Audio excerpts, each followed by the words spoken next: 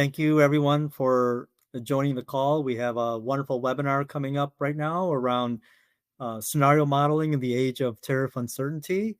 And this program is really designed with some of the current events taking place today around the world in terms of being able to accurately forecast under these dynamic business conditions that we're facing in today's market. And many organizations today are still stuck in a very reactive FP&A scenario. And what our aim here today is to provide a vision where we can empower you to navigate to what's next and take you from being in a reactive FP&A type of organization to one that's very agile and fluid and has the ability to keep up with the dynamic pace of business in today's environment. So let's review our agenda. And today's agenda is nice, short and sweet. We'll talk just a little bit about InspireXT. We'll provide some context for the demo that we're going to share for the scenario modeling for the age of tariff uncertainty. And then we'll cover it up with some Q&A. So if you do have any questions, please feel free to submit them via the question mark icon on the right-hand side of your browser, and then we'll address those questions as we wrap up the webinar presentation today. So let's go to the next slide. So we'll cover just a little bit about InspireXT. You may or may not have heard of us, but we are a very dynamic organization. First and foremost, we're supply chain and finance experts. We compel organizations to reach levels of excellence in these domains. And we're a relatively young company, founded in 2019. But in these 6 short years, we've already have acquired 70 customers across the globe and are broaching nearly 200 inspired team members across 5 regions in which we operate. We are here in the United States, in the UK, Middle East, India, and in Singapore. We serve quite a number of industries, but our primary focus is in the pharmaceutical and life sciences industries, high-tech industrial manufacturing, distribution, and retail. Today's webinar will cover a scenario that maybe a retailer might experience, but I think you can take this scenario across a variety of industries as you're trying to create forecasts for your organization with, the different dynamic changes that are happening in our business environment.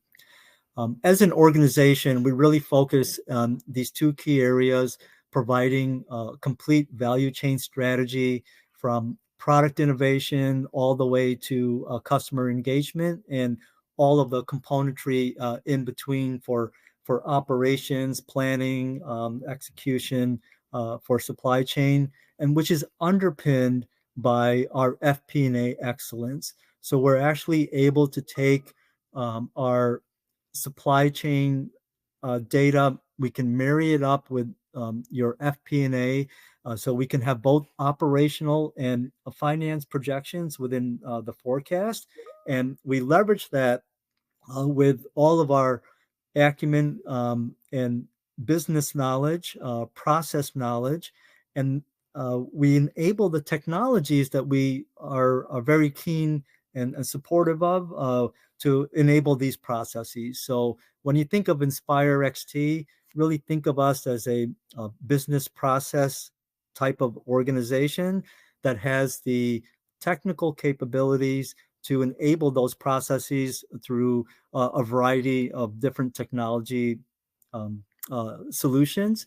And those solutions come from our different partners in the space. We're have a very strategic and large partnership with Oracle. And then we have a couple of other partners, as you can see here on the screen. Today's demo is going to be focused on our partnership with Oracle and what we can do in the EPM space with this sort of solution. And the way that we go to market is really through our solution pods. Our solution pods are designed to uncork bottlenecks within your organization and start to drive value across these variety of personas that you see for our connected solutions. And these solution pods are designed for delivering measurable outcomes, where we're looking at a solution, not just a particular implementation play for a particular module. So these solutions are designed to further your advancement and your maturity across the landscape, from connected operations, connected finance, connected shop floor, and you can see the different connected type of solutions that we provide. Again, we're solution-led type of organization, and we have our own capabilities with natural AI, which we'll cover on a different session, but the AI explosion is here, and we're right there to support any sort of advanced analytics, intelligent and predictive forecasting capabilities within these tools.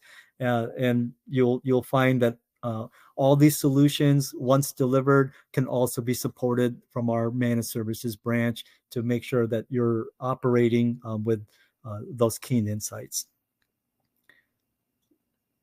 So let's go to the next. And real quickly, we have us three here to present to you.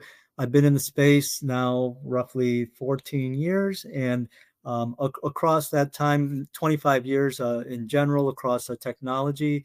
But within the past 14 years, very focused on helping customers achieve FP&A excellence. I've been part of roughly 75 EPM transformations in this time frame, and hope to bring my insights and expertise to the table if we have an opportunity to engage together. Dipen, would you like to introduce yourself? Thank you, Dave. Hi there. Dipen Shah. I'm a chartered accountant. Almost 2 decades I've been working with Oracle EPM technology. I've worked with more than 50 customers, helped them achieve their finance transformation goals. I've worked with various platforms and various verticals. On that note, I'll hand it over to Mansi. Hi, my name is Mansi Gaur, and I have quite a few years of experience helping FP&A teams implement EPM planning and create forecasts which are better suited to them. I've worked across a lot of industries like healthcare, financial organizations, public sector, and retail industry. It's from me. Great. Thank you, Mansi. Thank you, Dipen. We'll step into the business case here. We want to set a little bit of context behind the demo that you're about to see. So why don't we go and get to the next slide here. And from a business context perspective, we're taking an organization. We've worked in this kind of space before, and we've worked in this very exact scenario. So ABC Skincare is a hypothetical company. We wanted to keep confidentiality with our client so that we have, we didn't want to expose too much there, but this is a use case that's been delivered. And ABC Skincare is a US-based skincare company, and they have global operations in which people can purchase their goods, and they have suppliers such as Amazon, Sephora, Cult Beauty, and others. And their scenario is really that they are currently trying to manage their financial planning and forecast through really these outdated legacy models. They have a very manual approach to their discipline, and they are really having a tough time keeping up with the dynamic pace of today's business environment because of those manual processes. And as they're trying to grow their tree of knowledge, their intelligence platform, their forecasting capabilities, they're kind of stuck in the roots here with their manual processes. They have a lack of agility and not being able to move as quickly as they need because they have a lot of different data silos. I think we've all seen this scenario before, and they have this very reactive approach. And they have, a great team of FP&A experts, highly paid finance experts, and they're spending 80% of their time mired in spreadsheets by having to collect data from different systems, consolidate workbooks, create different versions. We all know, some of the challenges that can occur when you're working with Excel and having a very difficult time with versioning, as well as the version of the truth in which they need to operate with. And as they need to, where they need to spend their time is really harvesting the fruits of their labor. And as we start to look at, where they need to, focus, we feel that, the time spent today is roughly 20% of their time is spent on decision making, whereas we want to flip this around for them, where they become more of a agile FP&A organization instead of a reactive one, and instead of spending 80% of their time mired in data collection and data consolidation, data reconciliation, we want to have them spend 80% of their time perhaps in analysis and key decision making. Those are high value activities for an organization, and that can drive value and drive innovation for the organization itself if we were able to flip this around for them. So if we start to look at their reactive cycle over at ABC Skincare, again, look at the way that they approach this sort of thing. They create an initial forecast. It's very optimistic. The projections are made. And then upon the CFO's review, he notices a severe erosion to margin. And he asked for some sort of root cause analysis. How do they miss their numbers? Why are they losing so much revenue? And it comes down in this particular case to the fact that the tariffs have been identified and they weren't properly forecasted in the original scenario.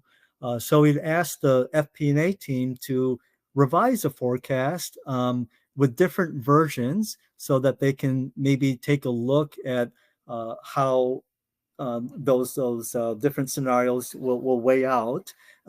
And as they've worked nights and weekends creating this forecast, and as soon as they're ready to publish this for the CFO, they receive news with some unforeseen events. And those unforeseen events means that there's yet another change in the tariffs and for the suppliers and for the goods that they're receiving. And they have to go back to the drawing board and do all those forecasts over again. So as you can see, it's a very tedious, manual, painful process, and the cycle starts all over again. And many things occur here beyond not being able to forecast accurately, but also perhaps affects morale within the FP&A department because they're spending nights and weekends doing heroic things, but yet not able to get to the insights that they need for an accurate forecast. So again, I think the aim here is to really convert ABC Skincare and organizations like yourself from being in this very reactive FP&A cycle where processes are very manual, and help them mature, elevate themselves across this maturity ladder to becoming more of an agile FP&A type of organization where we can automate the data collection, the data reconciliation, and even some predictive forecasting capabilities that are in some of the more advanced tools like you have within Oracle. And this agile FP&A is going to be much more suited to tackle some of the challenges that the modern FP&A departments have to tackle, especially again with our changing business dynamics. And they'll be able to do that through the power of Oracle EPM Cloud. So I'm going to hand this over to Dipen at this stage, who will speak a little bit about the platform and our focus today for the rest of the demo. Thank you, Dave. So Oracle EPM is a cloud-based platform, and it supports a variety of business processes. One of those processes are the connected finance or connected planning. Now, with connected planning, you could combine the plans from various departments, starting from the projects, from the workforce to the capex, and so on and so forth. But beyond planning, it also supports, you know, SKU level profitability or root level profitability. It also supports quarterly and yearly financial consolidation, regulatory reporting like 10K and 10Q. It helps you automate your account reconciliation process, which includes full balance sheet reconciliation and compliance. It helps you with your consolidated tax reporting, and it is actually also supports the master data management, so you can uh, have a centralized repository of your master data which can deploy across various finance systems. The platform also has AI embedded within the platform, which supports the prediction of your data and numbers, and also use Gen AI to explain those numbers. It's a very powerful platform that supports various different processes within your organization. Great. If I can just add, if we can maybe just flip back to that slide real quick, Mansi, if I can just add that with Oracle, it's one SKU.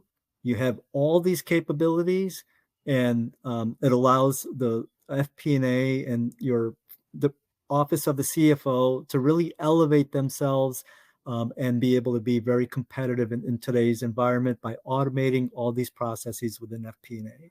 So again, one SKU, but you get to do so much with the platform, which is why we feel it's probably the most powerful platform on the market from an FP&A perspective. Great. Thanks, Thank you. Dave. Yep. All right. So, how do we streamline the processes for the agile FP&A using Oracle EPM platform? So, on your left-hand side, you will see various source systems.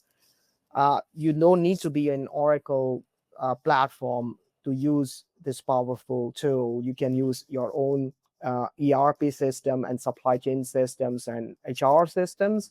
You could have your centralized data warehouses. You could have flat files, which can get integrated straight into Oracle EPM, which works as a massive engine for your forecasting, planning, and budgeting, bringing in the actual data for comparison, etc. And right side, you see the output. You'd have your forecast, which could be quarterly forecast, monthly forecast. You have budget, long range planning, strategic planning, etc. You can layer that up with various scenarios modeling in terms of best case scenario, worst case scenario, most likely scenarios. With your actuals, you would be able to do variance analysis against your actual forecast and budget. It has a powerful management reporting capability, so you can run your various dashboards, which are very interactive, web enabled.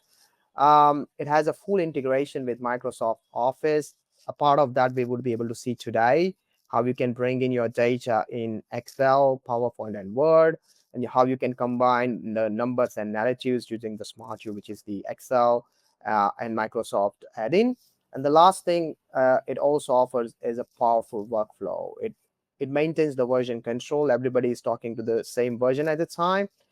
That means everybody's talking to the single version afterwards. So that's how Oracle EPM helps streamline your FP&A processes, which will lead you to having a mature, agile FP&A as an organization. Over to you, Mansi. Thanks, Dipen and Dave. So I'm now going to quickly jump into the live demonstration for our EPM planning model. So today's Dipen and Dave have mentioned that our use case today is about a company, ABC Skincare, which is a US-based company with a global presence. Now, the first time around that you get EPM access to EPM, you would be provided with login details like your username and password. And everything is security enabled. So it's a centralized system. The users will have access to only what they are provided access to. So if, for example, a regional manager is supposed to have only access to certain regions, you will have they will only see those regions. So it's highly secure and a centralized system. So I'm logging in as an administrator, and I will see all these icons in front of me, which are available to me to work with as an administrator. If you're an end user, you will see a lot less icons than this. So it's pretty much quite customizable in terms of what you see on the screen. Talking about a little bit of EPM planning and its features, basically, you get pre-formatted data forms or data entry forms that you can use so that you can enter your actual information or load your actual information, create a forecast, work with your forecast, produce scenario modeling, produce budgets, and it also has a functionality to kind of do approval control within the system. Again, it's highly security enabled, and security is available at different levels. So one is whether you're an end user or an administrator. That's one kind of security. And then the other type of security I spoke about was, let's say, regional security. So people will have access to only those regions they should be budgeting or forecasting for. So there various levels of security. You have version control so that you don't have a lot of spreadsheets going to and fro, and then you kind of there might be gaps in data integrity. So we can avoid all of that with the EPM planning system. We can also do driver-based scenario modeling. And lastly, which we will see in detail towards the end of the session, there's a Microsoft plugin called SmartView, which kind of will help you hit the ground running in case this is the first time you're kind of using EPM planning. And it also has an Excel integration, knowing that how finance teams still love their Excels. You will still be able to perform all these stuff that you're doing in this web interface in SmartView as well. We'll get to that in a bit. On the left-hand side, you have this little tiny window, quite useful to make any announcements. An administrator could put in information over here about any future downtimes that are going to happen, or if there are any tasks that are allocated to you that need to be finished in the next 7 days, those reminders can be populated over here. So you can pretty much put any kind of announcement in this window. With our scenario today, so we know that ABC Screen Care is a company which is kind of struggling with creating accurate forecasts, and one of the reasons being the frequent tariff changes. The first step to kind of create a more accurate forecast is to load your actual data in. Now, this actual data could be coming in from a source system. You can either integrate a source system or you can use a flat file to load this data. What you see here is a data entry screen, as we call it. And you can notice that it's blank right now because I haven't loaded the actual information. So what I'm going to do right now is run a little process. We've already created an integration with using a flat file for this. So I'm going to run a small process which will pick up that flat file and load the actual data in. For the purposes of this demo, we are assuming that the months from January until August are actual data. So they have been actualized. And the remainder of the months would be the forecast. So this is the same form that we saw earlier, which was empty, but I used a flat file to upload that information. Then we come to the part where you create your predictions, which is your forecast. You're going to use predictive planning, which is based on an embedded AI feature within EPM planning. So I will run this process, which will use a range of months and years, which you have predefined in the system, and use that information and different strategical methods to create a forecast for you. Now, at the bottom of the window, you will notice that your start date and end date is basically the range of period it has utilized to create a forecast. So in our case, it's January 2024 until August 2025. It also mentions what the best prediction method it has used. It will give you various options. So a normal prediction, a worst case scenario, a best case scenario. So you can use basically whichever scenario you want to create in your forecast. So all you have to do is, again, run a tiny little process where I take the prediction created by the system and copy it over to my draft version. So now if you notice at the top, I have these numbers, the forecasted numbers by the system from September until December. Now I can either keep this data in, I can work with this data that has been produced by the system, or I can make adjustments to this number. So for example, let's say I want to adjust these values by 10%. So I can use this functionality called adjust data, perhaps increase this information or increase the sale invoices by 10%. It will change that number. And then you can save this data and it will be available for all the users to in real time to evaluate. Another thing that I would like to mention is that if you notice in this form, the months of January until August are read only or they are grayed out because this information has been actualized. So nobody will be able to change this information. Even administrators cannot change this information when once it has been locked within the system. If you notice, September until December, those are deep yellow in color because that means you have data that is generated by the system or you've entered data, but it hasn't been stored yet. So the moment I hit save, the colors of the cells will change to a deep yellow or white. And that would mean that now this data has been saved in the system and everybody who has access to this information can go into the system and start utilizing this information to make better decisions. Now, going back to our use case, of course, we're talking about tariffs, but that's just one of the reasons why you could have inaccurate data or inaccurate forecasts. But we are going to focus today on how scenario modeling can be done around frequent tariff changes. So here we are assuming that every product is kind of being imported from different countries, let's say, for example, China, Canada, India, Vietnam, so on and so forth. And the percentages here mentioned are basically the percentages which are the tariff and duties imposed on these countries. This information, again, can either be loaded or through a source system, or you can simply type it in or and utilize this information. Just a note on loading data.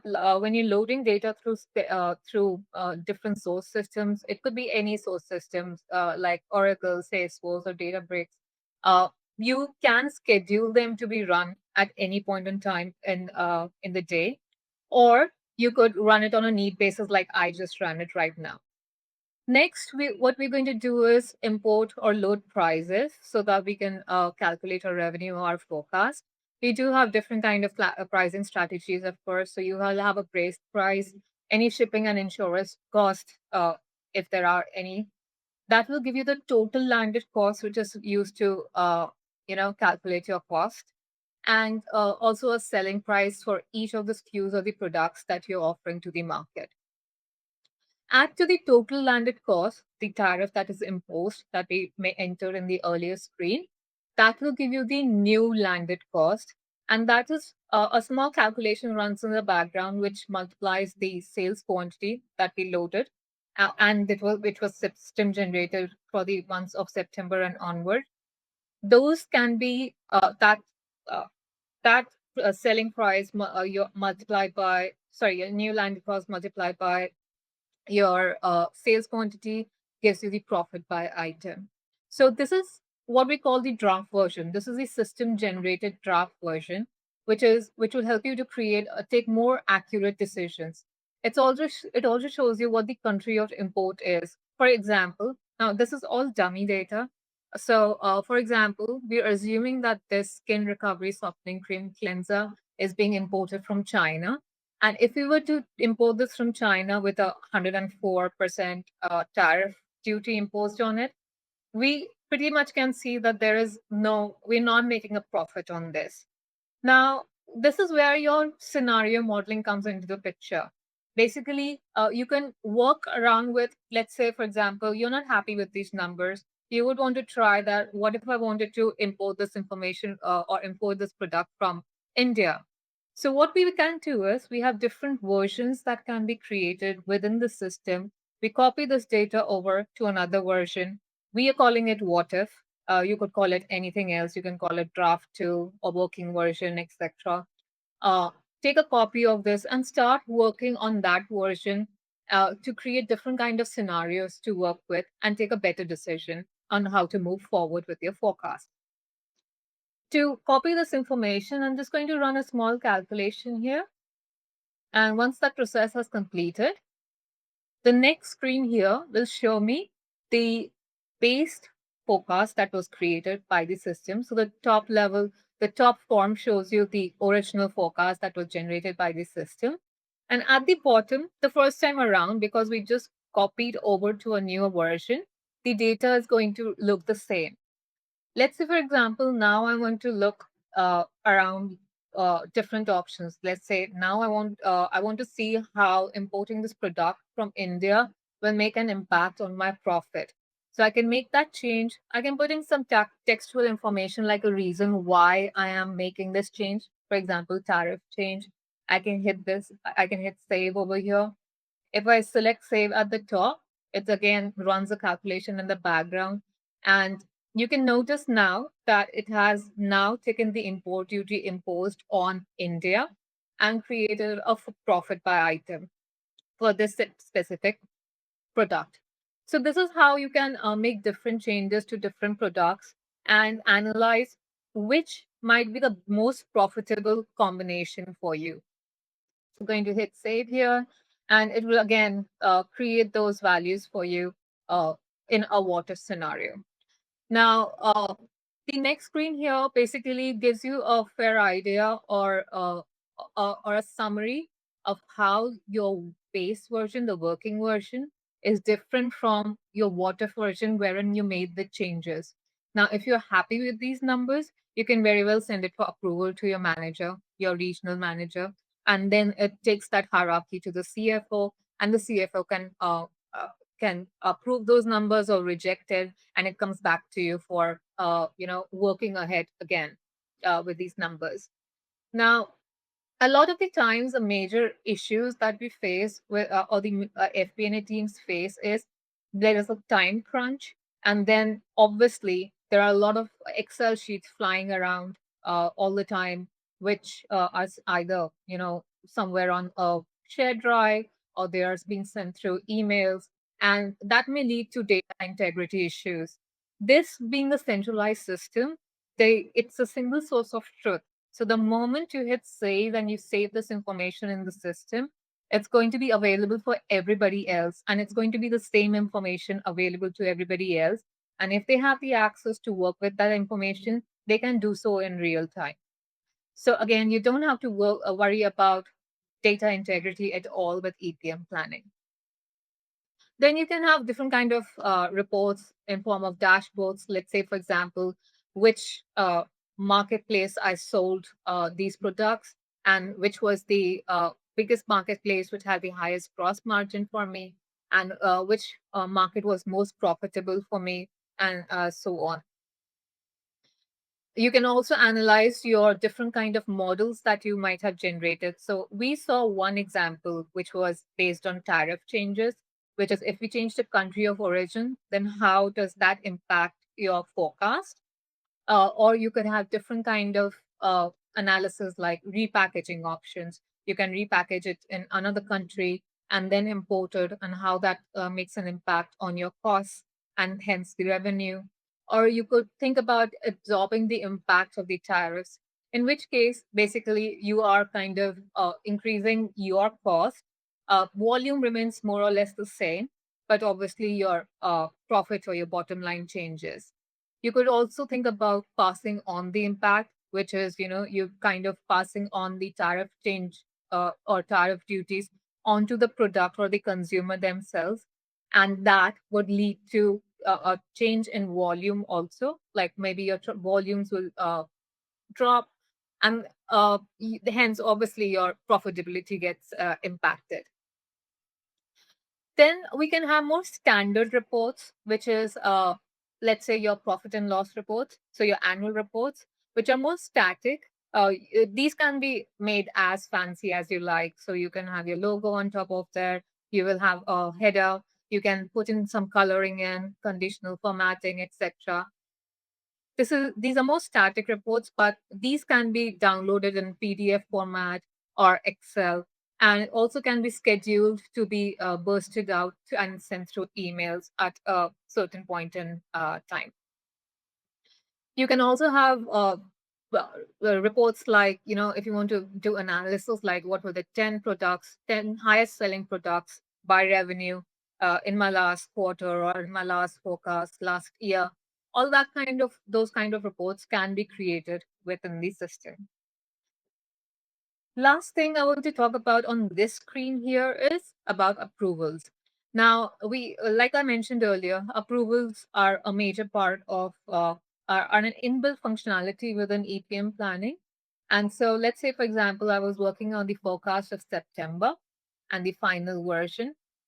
And I, as a user, maybe I'm responsible for the city of New York, as in what products I'm selling in New York. I've created a forecast.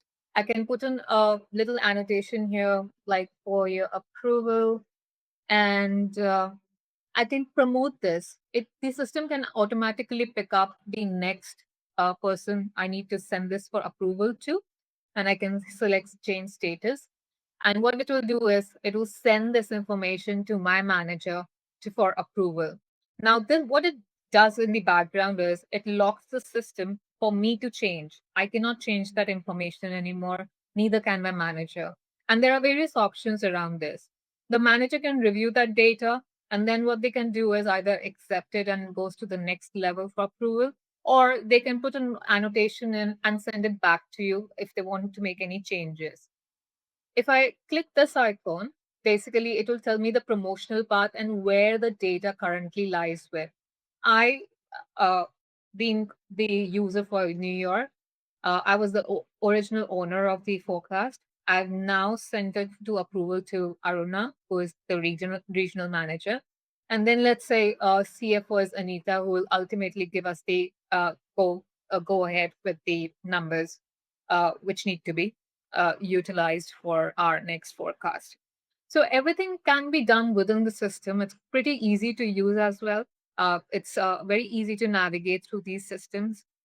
And I think the next part is where you'll find it more exciting, because we all know how FP&A teams love their Excels. So everything that we saw in the web interface, we can do that in Excel as well. We have a Microsoft plugin called SmartView. All you have to do is install a small installable file, and you will be provided with a URL, a username and password, which is the same as what you used in your web interface login. Everything else remains the same. It is still security enabled. People will still see only the stuff they are supposed to see. It is again the same database that we are interacting with. So it's all real time. Any changes that you will make in Excel will also flow through to the same database and will be available to everybody else. We do also have integration with Microsoft Word and PowerPoint. We'll see that in a bit. Now, over here in Excel, basically, this is a more static report. Again, you can create these reports and just save them, or you can share them with different users. All you have to do is create a connection and hit refresh at the top. If you notice, September until December is blanked out right now, and shortly it should populate the data with the forecast that the system generated some time ago. So these are more static reports. But if you don't want to be kind of, boxed into those static reports, we also have a functionality for ad hoc analysis. Now, ad hoc analysis helps you to kind of break that mold where you're not restricted to these predefined formats. You can create your own analysis. You can create your own reports. These Excel sheets can be saved. You can, for example, you're looking at forecast of September right now. You can save the sheet. Next month, when you create your forecast for October, you can come into the system again, use the same Excel, create the connection, hit refresh, and the latest information will be shown to you. Now, with ad hoc analysis, basically, I've created a little format already, but this can be as complex as you like, or it can be as easy as you like. So what I'm working with right now is I'm looking at forecast of September working version, all the channels through which I have made a sale, and recovery being a category of the products that I've been working with. If I want to see more details of the products or the SKUs, what I can do is I can select zoom in. And what it will do is it will list down all those SKUs which belong to the skin recovery category. Now, if I want to look at all the sales channels, what I can do is right now it sits in the columns. I can do a pivot and it will bring it to the the rows. I can still zoom in to the bottom level. And what it will show me is, it will show me by each uh, marketplace how much a quantity I have sold within that marketplace. So whether it being Amazon or ASOS, it will basically give you all that information in a format which maybe you are more familiar with. So you're not entirely kind of bound by those predefined data forms or the predefined reports that we saw earlier. You can create your own analysis, etc. Also, all your Excel formulas will work. So let's say, for example, you have your historical data already sitting in an Excel file.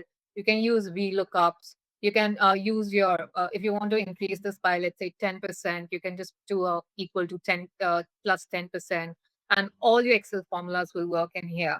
And in my opinion, I think if you're kind of using EPM planning for the first time, which I mentioned earlier, this might be the best way to kind of, try utilizing it to hit the ground running, and then create reports and see what the system can really do for you. Mansi, 5 minutes check. Yeah, okay. Getting to the last part of it. Like I mentioned, there is a PowerPoint integration as well, wherein you can utilize this in your board pack. So you can have your textual information again in various slides before that go within your board pack.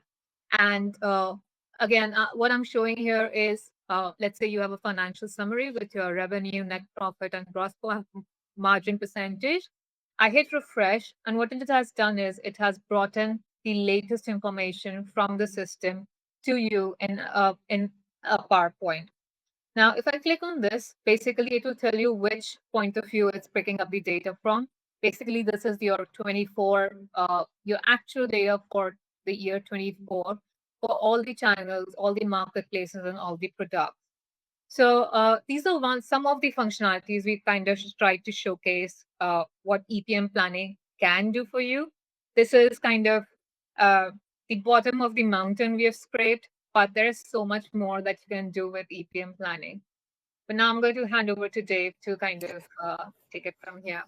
I just need 30 seconds more on that. So the last feature we saw, which Mansi demonstrated, is very powerful, because most of the time, as a part of our forecasting cycle or budgeting cycle, we go to the boardroom and we go with our board pack. But before we go into the boardroom, we are always stressed out. We recheck the numbers again and again. We make sure that we always got the latest number.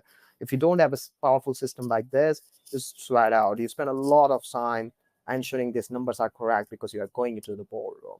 Now, with Oracle EPM using the functionality of Smart, you don't have to worry about it, because just before going into the boardroom, you can just open your board pack, refresh, which is directly linked to your centralized database, which will make sure you got the latest data, so you don't have to worry about it. So that will make sure you don't have to sweat on your numbers. Over to you, Dave. Thanks. Basically, as part of this session today, we also have an exclusive offer for our participants. We would like to interact with you. We would like to offer the EPM Insight offering from our side, which is a complete assessment of your current FP&A process, and it also gives you recommendation how you can move to the agile FP&A. It's a no cost, no obligation offering. An engagement like this, which is generally runs around 2 to 3 weeks, we charge 30,000 US dollar. But as a part of this webinar, we have an exclusive offer. We would be happy to give you as a goodwill. The outcome of this exercise is a white paper, which will give you a clear indication where you stand from a maturity standpoint, and from there, how you can move to the agile FP&A, fully agile FP&A framework. Thank you for that, Dipen. I was having some technical difficulties with my microphone. And there's just a couple questions I'd like to cover from the audience. One is, we're currently on an SAP system, also have NetSuite. Does Oracle integrate well with those kinds of systems? Yes. As I said, and Mansi also said earlier, it's a source system agnostic application. So we have connectors.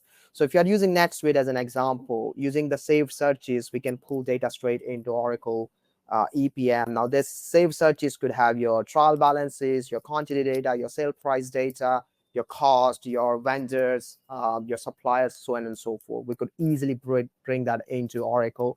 For SAP also, we got connectors. We can, if you're having on-premises databases, we can connect it directly through database link. If your source systems is in cloud, for example, if you want to fetch data from CRM like HubSpot or Salesforce, we can use REST API or flat file integration. So we got a variety of options when it comes to the data integration. All of this data gets validated before it gets into Oracle EPM for integrity, from integrity perspective and correctness standpoint. The entire process can be orchestrated, scheduled, and automated. You can run the automated schedule multiple times in a day, and you can also run it on a head-of basis. Okay, great. And I do believe, unfortunately, have run out of time for our webinar here. So please grab a screenshot of contact information here. Feel free to reach out to us. We're here to support you and your desire to perhaps advance your FP&A processes. And we will also share this deck with the audience members who have registered for the webinar and have attended. There you'll find some additional context, some screenshots of the demo itself, so that can help refresh your memory on some of the things that we've discussed. And we look forward to collaborating with you on some potential opportunities to, again, advance your FP&A cause through Oracle EPM. Thank you, Dipen and Mansi. Wonderful demo, very fluid, covered a lot of ground, and we're here again to support any of those folks and people and organizations that want to learn a little bit more. So our mission here is to educate you, bring you up to speed with what the latest advances are, and again help you transform your organization to an agile FP&A organization. So with that, I thank everyone for joining. Thanks again for producing the webinar, and we look forward to some future engagements with everyone that has come on board here. Thank you. Thank you. Thank you.